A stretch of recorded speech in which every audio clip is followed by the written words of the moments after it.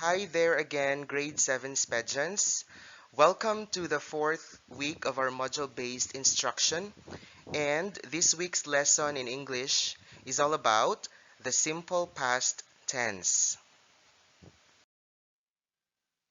Let us first conduct a review of the last week's lesson before we start. Last week, our topic was all about the two voices of the verbs. Review question number 1. What is a voice of the verb? Again, a voice of the verb refers to the relationship between the subject and the verb.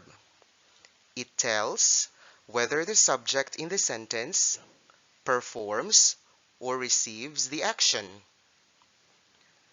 Review question number 2. What is an active voice? Right. An active voice is a sentence where the subject performs the action of the verb. It means again, ang imo sentence ara sa active voice kung ang subject sang sentence amo man ang nagahimo sang action or ang doer sang action. Review question number 3. What is a passive voice? A passive voice is a sentence where the subject receives the action of a verb. So ang passive voice amo ang suli sang active voice. Passive ang sentence kung ang imo subject amo ang nagabaton sang action sang verb. For this week's lesson about simple past tense, we have two objectives. 1. Use the simple past tense correctly. So I expect that after the lesson, makabalo na ang tanan magamit sang simple past tense sa insakto nga pamaagi. The second objective is write about actions and events in the past. So you will perform certain activities later in your module where you will be asked to write a paragraph or paragraphs about certain actions and events nga ginhimo nyo sa past. Of course, using the simple past tense. So once again, we hope that we can achieve these objectives by the end of the lesson. At this point, let me remind you again that you should have your module already with you. Also, try to get your answer notebook and answer what I know on page 5. Please pause the video while answering, and you can get back to the video after you're done. So while discussing about the simple past tense today, we will focus on two things. First, we will focus on the simple past tense form. It means, paano gina-form ang simple past tense or ano ang itsura sang verb nga ara sa simple past tense. Ikadua, we will also talk about the simple past tense function or use. It means kung paano ginausar ang simple past tense nga verb.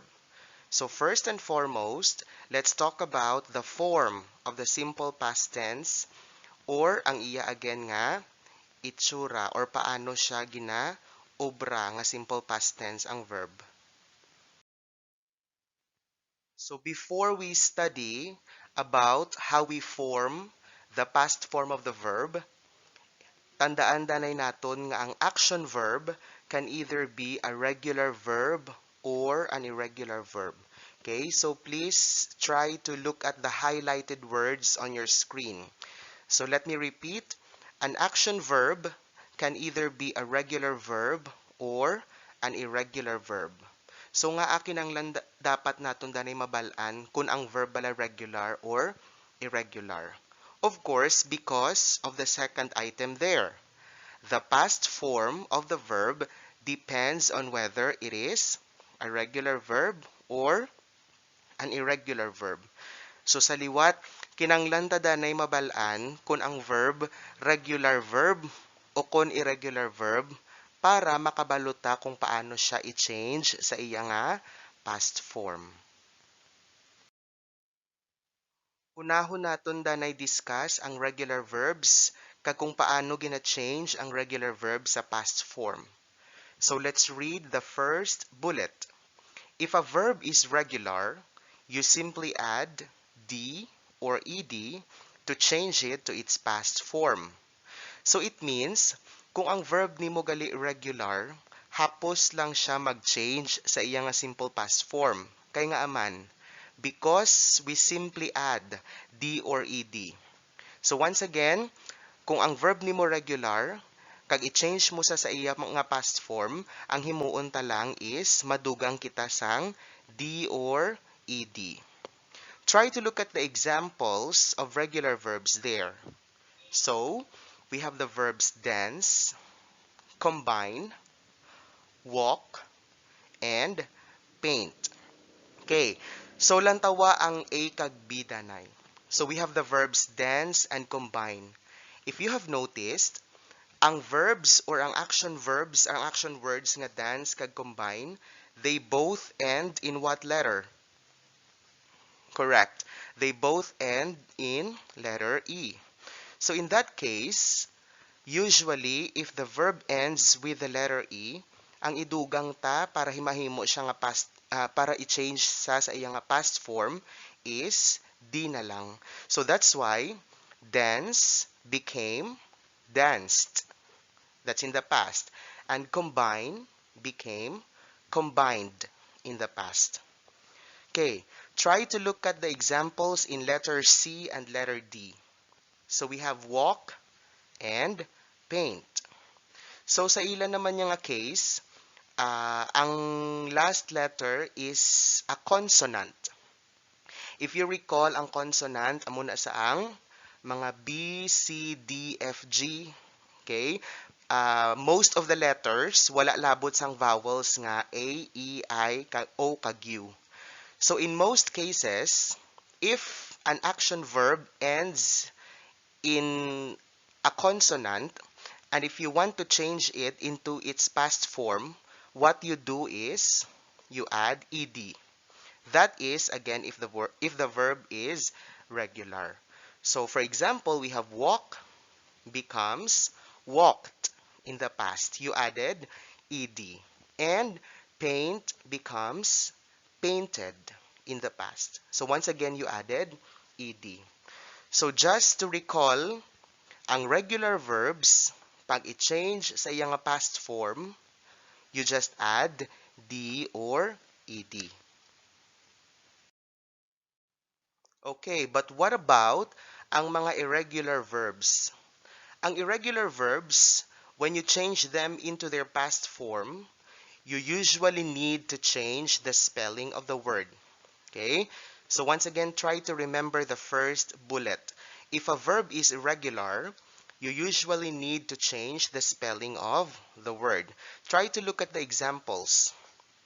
Go, shake, strike, and buy. So these verbs are examples of irregular verbs. Kaya hindi sila pwede madugangan D or ED kung i-change sila sa ilang past form. Okay? O for example, hindi ta pwede kahambal nga ang go, mahimo, goad, nga G-O-E-D, because we do not have that word in English. So the same with shake. Ang shake, although it ends in the letter E, hindi siya pwede madugangan D and say shaked, because shake is an irregular verb. It has a different past form. So lantawa kung paano gin-change ang ini nga mga verb sa ilang past form. Go becomes went in the past. Shake becomes shook in the past. Strike becomes struck in the past. And buy becomes bought in the past. Okay? Paano paano ni tun-an ang irregular verbs? Kaya hindi siya pwede maadan lang simply sang add kag asang D kag ED. So, ang ginahimo ni usually for these kinds of verbs is gina-memorize naton. Okay? So, you have your resources. You can access the internet kay hindi ta pwede nga ihatag ang tanan-tanan nga examples ng irregular verbs sa aton nga slide subong. So, try to research on other examples of irregular verbs. Kag, you have to memorize their past forms. Kay again, hindi sila pwede madugangan D or ED. Kinanglan, memorizon sila. Another note, there are also irregular verbs nga kung i-change sila sa past nila, ang spelling wala nagabag-o. May mga cases lang nga nagabag-o ang pronunciation, pero ang spelling wala nagabag-o. What are the examples of this verb? Oh, for example, we have the verb hit. Ang hit, kung i-change nimo sa past, hit nga HIT. Ang hit, i-change sa past, it will still be hit. Another example, we have split. Ang verb nga split, kung i-change sa past, also retains the spelling. It still is split. Last example, we have the action verb read. Read nga basa. Okay? So what happens if you change read into its past form? The spelling is the same, but the pronunciation is different. So ang past sang read, ginabasa nga read. Okay?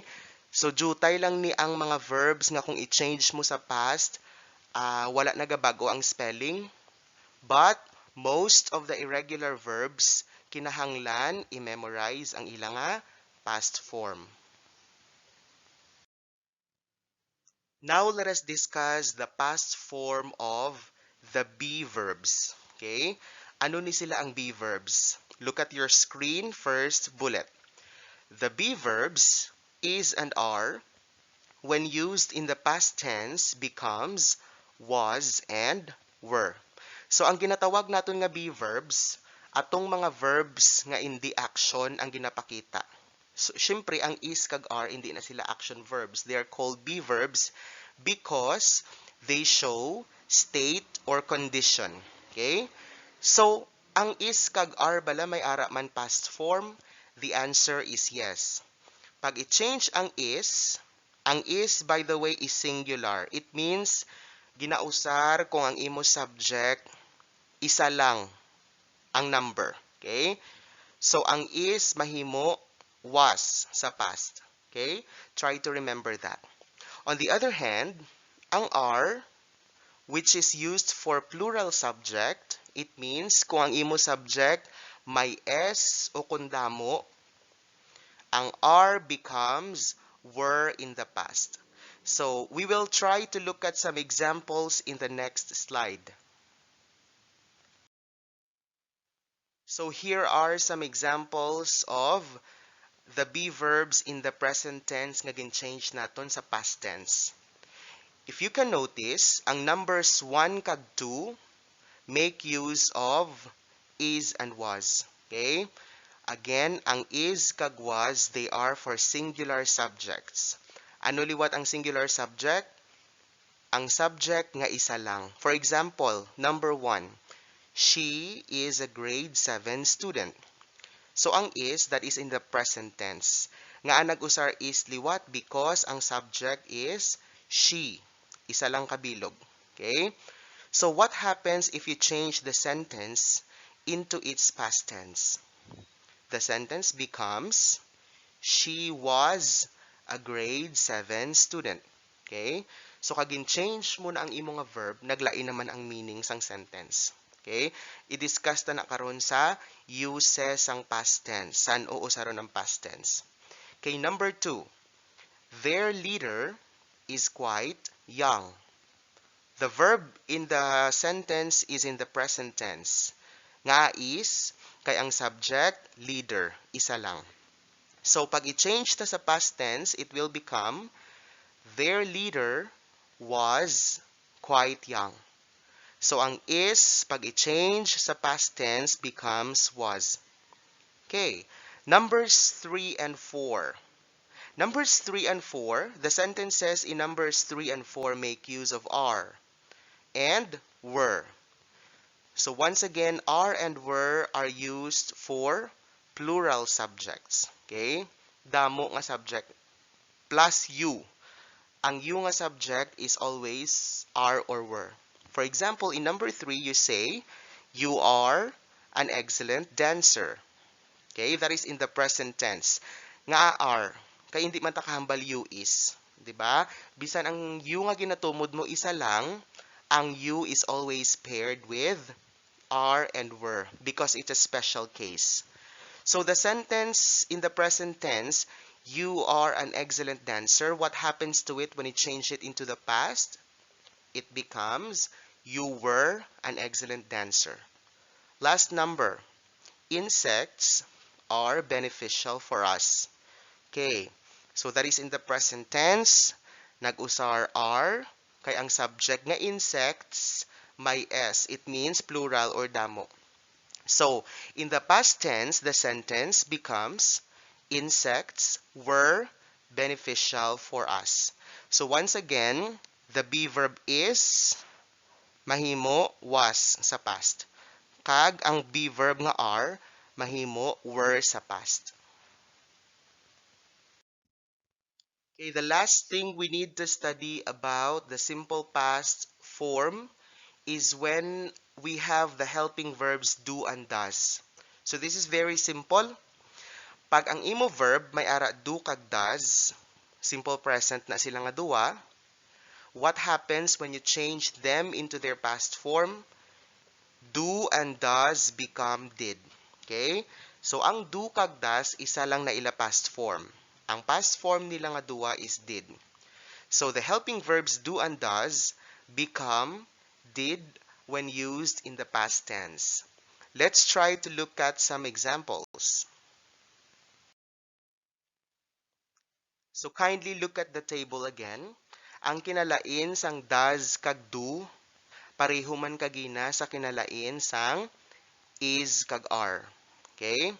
So ang is, kung na-recall nyo pahambal ko kagina, ginausar for singular subject in the present tense. The same case applies to does. So again, ang does ginausar man sa simple present tense nga ang subject singular. Try to look at the example sentences in numbers 1 and 2. For number 1, it does not change its color. Okay? So gin-underlinean ko da ang does. Okay. Ang does present tense, di ba? So nga does ang ginusar because ang subject sang sentence 1 is it. Ang it is singular, therefore we used does. But when we changed it into its past form, it becomes it did not change its color. Ang does nahimo did. Okay, example number 2. Does she talk in a loud voice? The same. Nag-usar does. Ang sentence number 2 kay ang subject sang sentence number 2 ang ginaistoryahan is she, which means isa lang kabilog or singular ang subject. Okay? So what happens when we changed it into its past form? Now it becomes, did she talk in a loud voice? So ang does nga singular sa present tense nahimo did sa past. Okay, for numbers 3 and 4, sentences in numbers 3 and 4 make use of the helping verb do. Do is simple present tense and is used when your subject is plural. For example, birds do not visit here. Okay? So ang do sa aton sentence number 3 denotes that our sentence is in the simple present tense and at the same time our subject is plural. Anong subject? Birds. So we have S there, which means damo ang subject. Therefore, we use the helping verb do. But when we changed it to its past form, the sentence becomes, birds did not visit here. Okay? Okay, last. Do the members vote? Again, the sentence is in the simple present tense with a plural subject. What is the subject of sentence number 4? The members. Once again, your subject has an S, which means your subject is plural or damo. Therefore, you use do in the simple present tense. But when we changed it again to its simple past, it becomes did the members vote? Okay? So, ang bottom line, ang imo helping verbs nga do kag does, kung i-change sa ilang nga past form, nagahimo did. At this point, let us take a break from our discussion. We have just finished discussing about the simple past tense form or ang iya nga itsura or paano siya ginahimo ang simple past. Okay? For now, I would like you to get your notebooks again and answer the following on your module. Task 2, grammar exercises A and B, that is on page 9. And what's new on page 10. After answering, we will continue with our discussion. Okay, well done.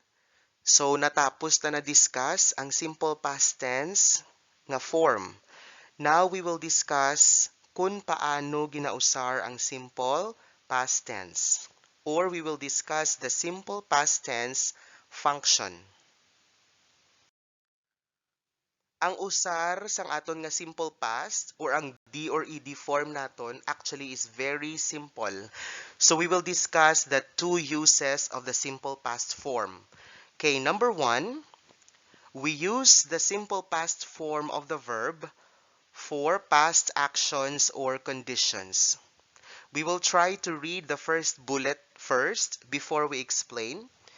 The simple past is a verb tense that is used to talk about things that happened or existed before now. Okay? Actually, the explanation there is very self-explanatory. We will put a highlight on the word or on the phrase before now. So, sa pinakasimple nga pag-explain, ang simple past ginagamit naton para sa mga bagay nga or sa mga actions nga natabo na, bag-o ang subong. Okay? That's why it's called the simple past form because it is used for things nga natabo na sa aton nga past. Okay? Try to look at the examples there. Example number 1, Mark placed his bag on top of the table. So I underlined the verb placed, 'di ba? And we have learned nga may D ang aton nga verb which means simple past na sa. Now the question is, ano ang buot silingon sang simple past form sa aton nga sentence nga placed? It means natapos na obra ni Mark ang action. Kung sa aton pa, if we translate that sentence in Ilonggo or in Hiligaynon, it becomes ginbutang ni Mark ang bag sa babaw sang table. So ang verb sa translation naton sa Hiligaynon is ginbutang, which we understand as something nga naubra na or natapos na. Okay? So that is the use of the simple past form or the simple past tense. Let's have example number 2. Rose cleaned the office after her work. The same explanation. The sentence made use of the simple past tense cleaned. Why? Because it means that the action was already finished. Ginlimpyuhan ni Rose ang opisina pagkatapos ang iya nga obra. Number 3 example still is the same. Yani recorded the enrolled students. Ginlista ni Yani ang mga na-enroll na nga students. So, recorded there means nga natapos na ang action. So, amo na siya ang meaning sang simple past, ginausar kung natapos na ang action bag-o subong. Use number 2 of the simple past tense is for a series of completed actions in the past. Actually, ang ikaduwa nga use is similar to the first use, only that for number 2, damo nga actions ang natabo. But then again, ini nga mga actions, sunod-sunod nga natabo sa past. Ang keyword ta always is ang past. Ginausar ta ang simple past form if ang action or actions, bisan damo pa sila nga actions natabo sa past. So let's try to read the first bullet. The simple past is a verb tense that is used to list a series of completed actions in the past. These actions happen first, second, third, and so on. So this happens, for example, when you are telling a story or narrating sa mga nagalatabo, sang damo nga actions nga nagalatabo sa imo past. Okay? Try to look at the examples. I finished the project, submitted on time, and received a good grade. That is one sentence, di ba? So isa na sa ka-sentence, how do I know? Because I can only see one period. Okay? May mga commas nga nag-separate sa aton nga mga phrases, but isa lang na sa ka-sentence kay isa lang ka period. In that sentence, in that one sentence, how many verbs or how many action verbs do you see? Oh, very good. Tatlo kabilog. We have the verbs finished, submitted, and received. What are the forms of the three verbs? Palareho sila form. All of them are in the simple past form. Diba? Kay may ed, kag may d. So we have finished, submitted, and received. Tatlo sila ka verb sa isa ka sentence. Tanan sila simple past. Again, it means natapos na ang action sa past. Pero in this case, sunod-sunod silang action. First action, then second action, then third action. Tanan sila, what kind of verb are they also? They are regular verbs. Kay they end in D and ED. Okay, let's have the second example. Sheila ate a sandwich, drank a glass of water, and felt satisfied with her snack. How many sentences is it? One again. Why? Because you only have one period. How many verbs are there in that sentence alone? 3 verbs. What are they? Ate, drank, and felt. Have you noticed wala sila naka-end sa D or ED? But I know, and probably some of you know, nga ang ini nga mga verbs are still in the simple past. But they are irregular. Lain ang itsura nila. So ang ate is the past form of eat. Ang drank is the past form of right, drink. And ang felt is the past form of feel. Okay? So, tanan sila nga verbs ara sa past, again because natapos na ang action. Although, damo sila, but then sunod-sunod sila nga natapos sa past. Try to remember this important note also. Mas hapos makita nga ang sentence ara sa past form or ara sa past tense because sometimes of what we call time markers. O ano ni sila ang mga time markers? Time markers are used in the simple past tense. They help us understand when things have happened. By the name itself, time markers, panawag sina akong kisa sa ilaman time signals, it tells us or they tell us kung saan natabo ang action. Kung may makita ka mo for examples nga mga time signals or time markers sa sentence nga example, yesterday, a few minutes ago, an hour ago, last night, last year, last Tuesday, o may mga last ago, in 1985, this morning, mga time markers na yung panawag sa ila. Definitely, ang ini nga mga time markers tell us that the action happened in the past. That's why mas kinahanglan mo na gid maggamit sang simple past form sa imo nga sentence.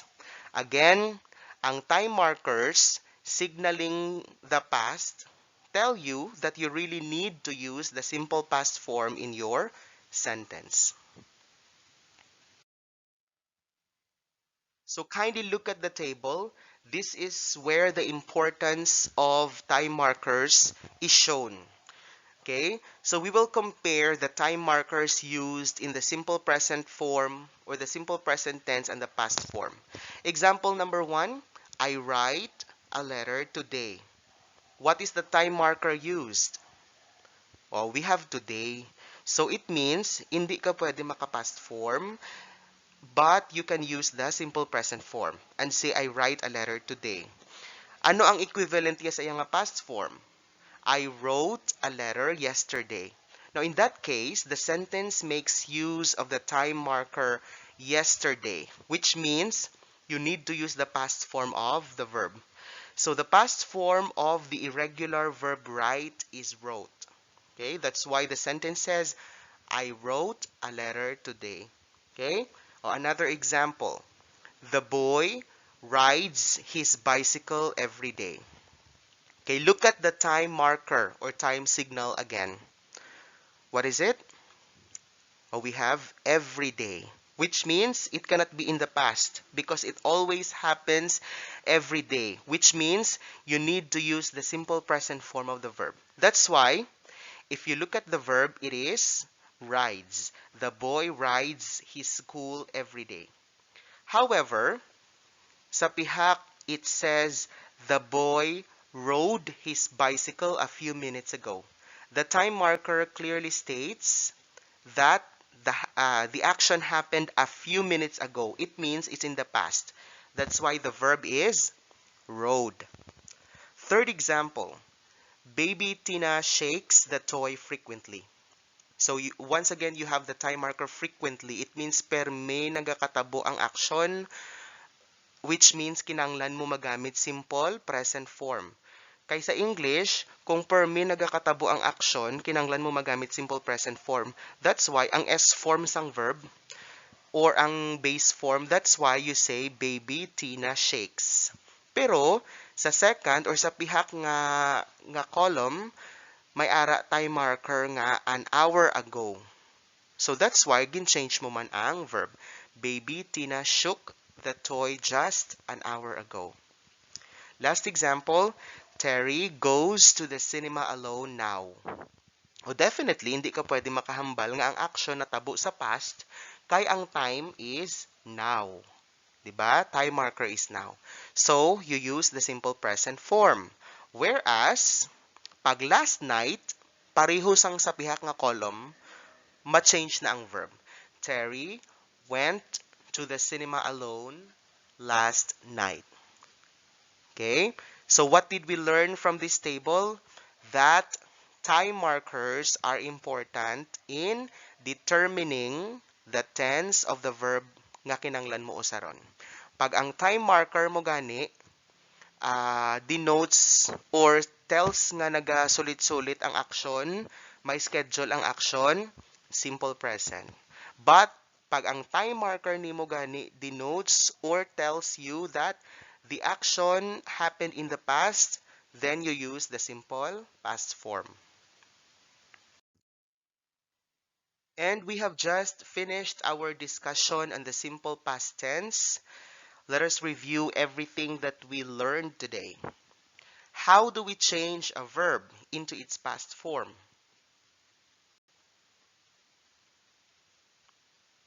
Ano to gani ang sabat?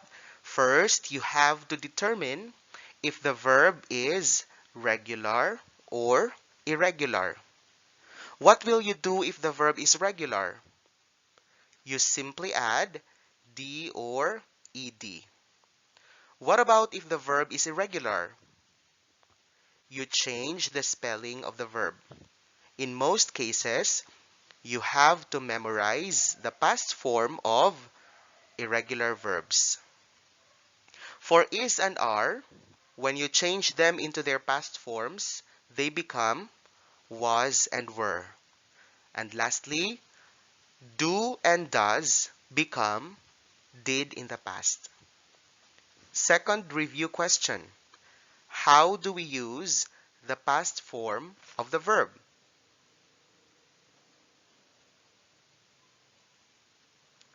So we discussed two uses of the simple past form.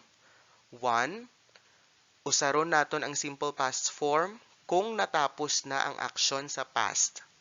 Ikadua, usaron naton ang simple past tense para sa mga actions nga sunod-sunod na tabo sa past. Okay? Or for a series of actions that happened in the past. So I really do hope you have learned something today and you have well understood our lesson on the simple past tense.